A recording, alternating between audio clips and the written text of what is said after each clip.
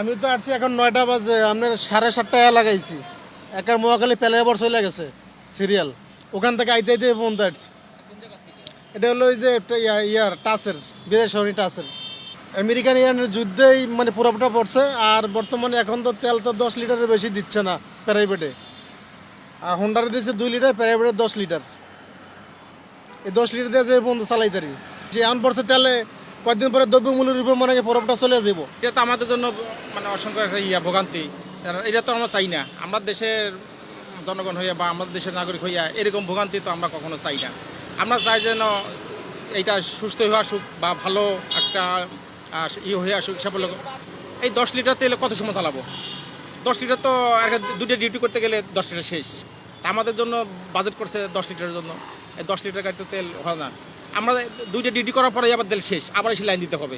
এই সমস্যাটা যে আপনার যেহেতু বিদেশে যুদ্ধ লাগতেছে, ও মূলত দেশ তেলে আসার রাস্তায় বিদেশ থেকে তেলটা আসে। সেখানে যদি তেলের ক্রাইসিস পড়ে যায়, সেখানে যার যা সামনে ঈদের একটা চাহিদা আছে, বাড়ি যাবে, তো সে তো অগ্রিম আর কি তেলটা নিয়ে রাখাটায় তাতে যুক্তিতে ভালো মনে হয়। এই জন্য আর কি আগে আগে পাঠানো। নাহলে দেখেন সেই 7টা বাজে আসা, সে মহাখালী থেকে লাইন ধরা হয়েছে, এই পর্যন্ত আস্তে আস্তে টানতে আছে।